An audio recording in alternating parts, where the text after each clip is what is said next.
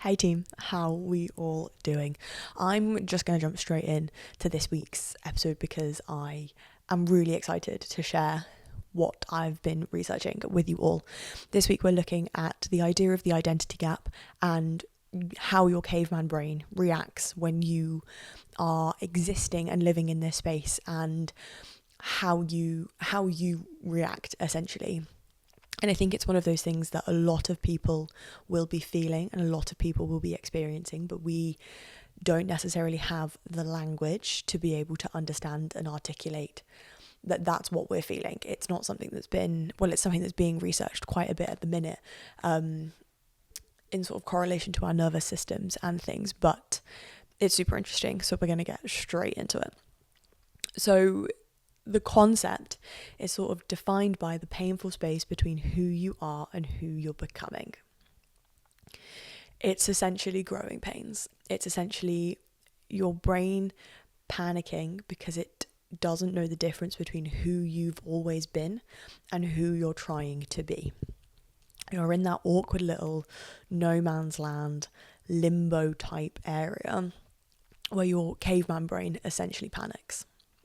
So this identity gap shows up every time you leave your comfort zone, essentially. And the more you widen your comfort zone, obviously the bigger that your comfort zone gets. But still, every time that you do something that is outside of your comfort zone, this identity gap will try and get you.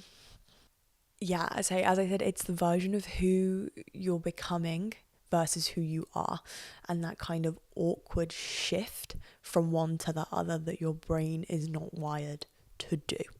So, for example, leaving a relationship, moving cities, moving jobs, maybe going freelance. Maybe it's as simple as setting boundaries with people that don't respect your boundaries. It can be something really, really small that shifts you away from who you have been and the way that you behave and the way that your brain is used to you behaving and the way that your brain is comfortable with you behaving, and shifting over into that something more, essentially. And we'll get into why that is.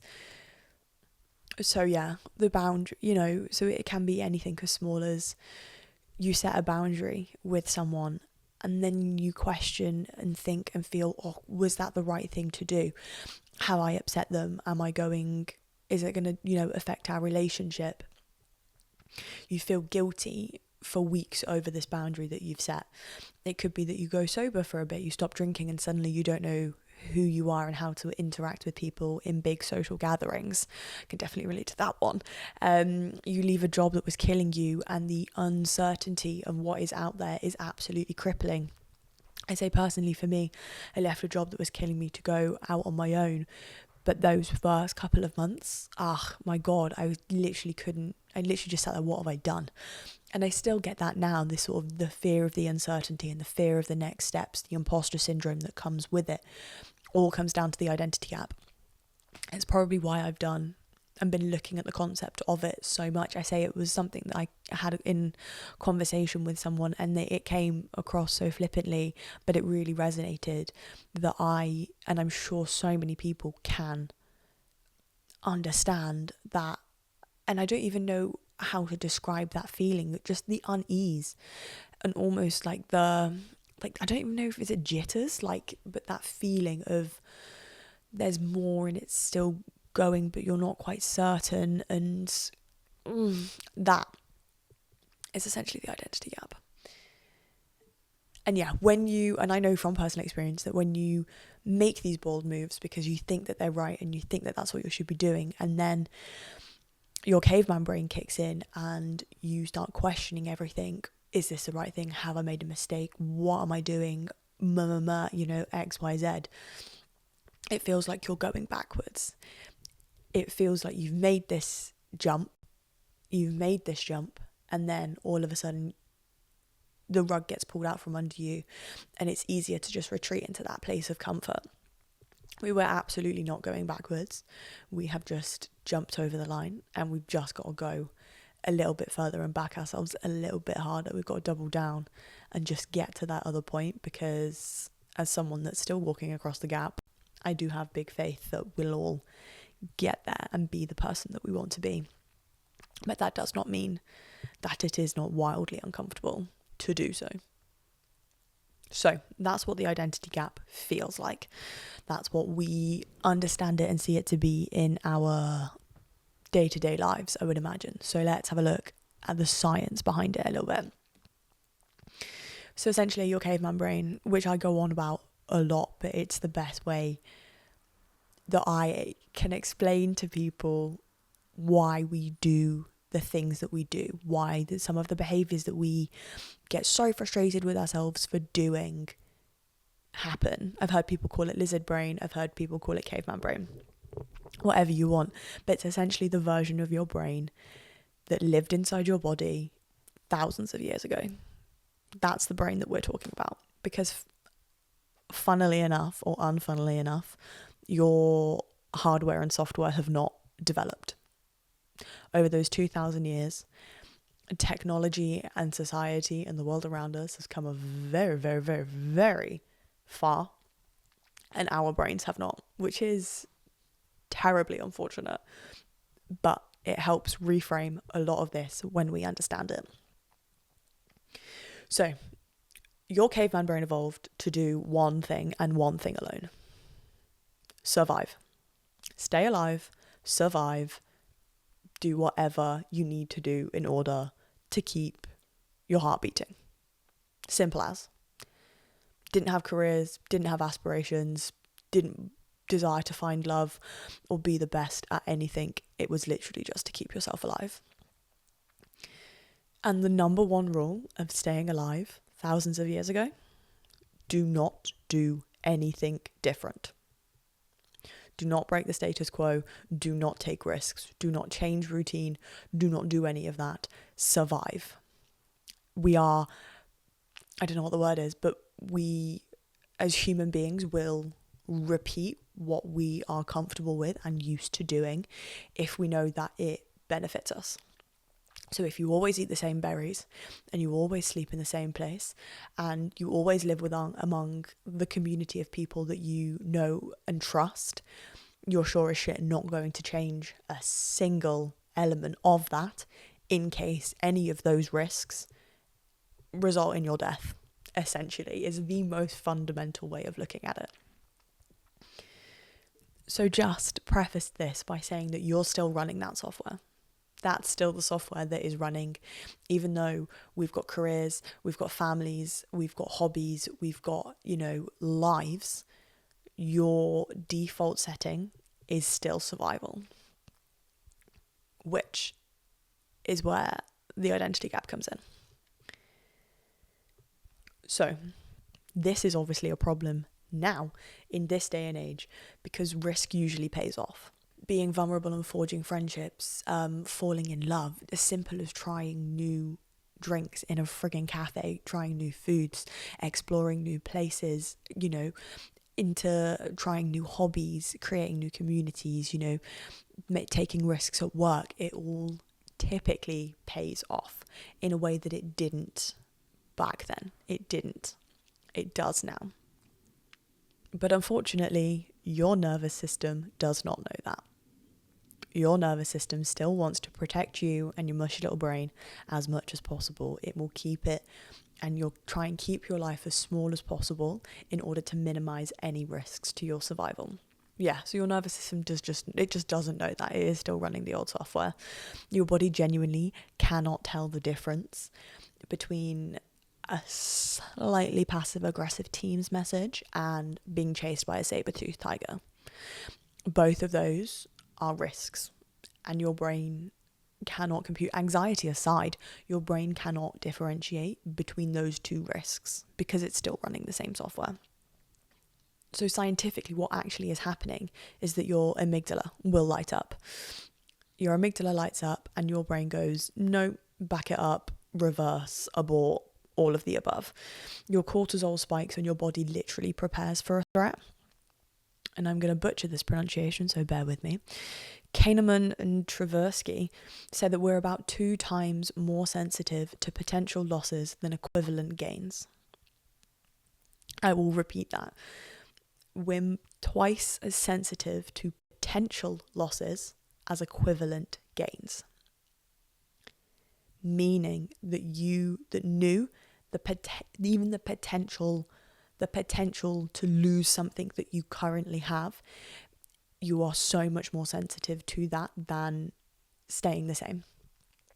If you were to lose anything 1,000 years ago, it could compromise your safety. Whereas it's not the same today, but your brain still has the same threat response to that. And when you know that the reason that you feel anxious about taking these risks and the reason that you feel uneasy about this is purely because your caveman brain is saying no, you can reframe it. And you can understand that this is a big risk and this is scary. But your heart and your head can differentiate on whether or not it's a correct thing or even a calculated risk to take.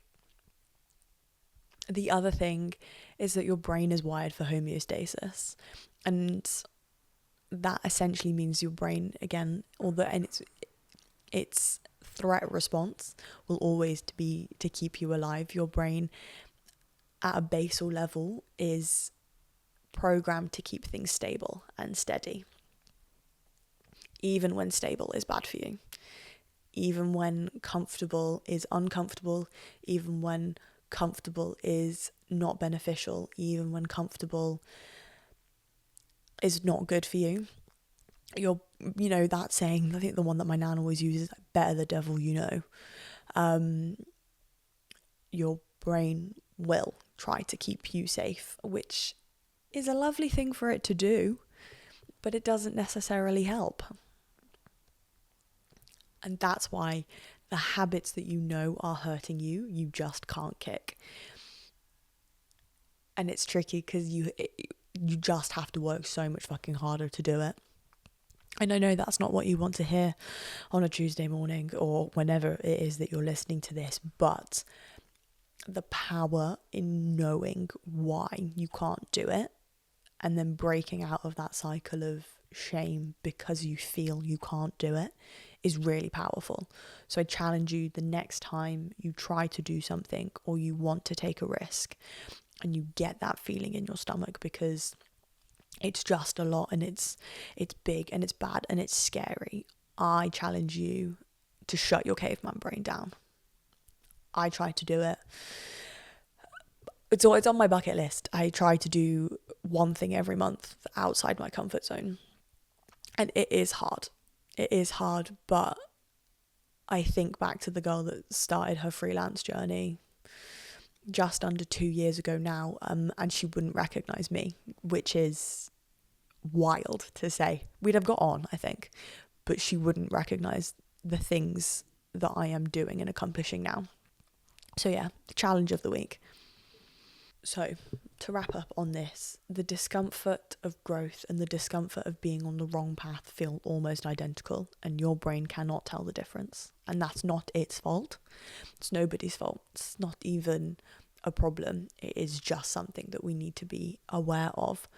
The rule of thumb, the one that I try to live by, is that the wrong path, discomfort dulls you down very slowly over time. Being on the wrong path in the wrong situation dulls you down, whereas the discomfort of being in the gap invigorates you. You have to work. It's discomforting. You have to work a little bit harder. You have to push a bit more, all of that. But it will light a fire under your ass, and that tends to be the way that I know that tends to be the way that I differentiate. So when the panic does hit you, don't be upset. But I challenge you to name it.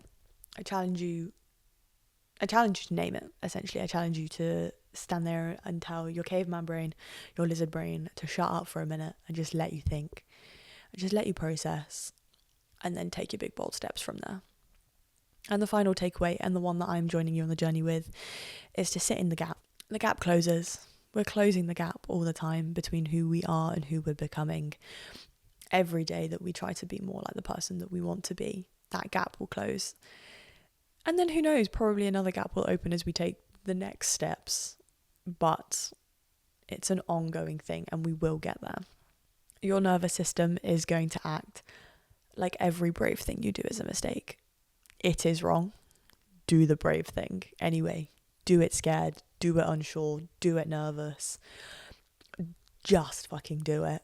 And I'm absolutely talking to myself as I sit here and have this conversation with you. It is funny, isn't it, that we have evolved so poorly to live in the world that we are currently trying to navigate, especially as young people. I think about it all the time, to be honest with you, and I'll talk about this more next week, in that we are so poorly designed to deal with the 24-hour news cycle. We are so poorly designed to be this contactable. We're just so poorly designed to be this accessible to everyone. And it has a lot to answer for, and we have a lot to answer for, and we have a lot of self-responsibility to try and protect ourselves. Because your brain's going to do it, your brain's going to overwrite it, but your brain's going to do it wrong. Unfortunately, your brain is a very, very strong, powerful mechanism, I guess. But yeah, that's all from me this week. This might have been slightly nonsensical, but the identity gap is the gap between who you are and who you're becoming. And it's very uncomfortable to be in that gap, but the gap will close. Stay strong. And your caveman brain will try and keep you safe. Let it keep you safe, but don't let it keep you small.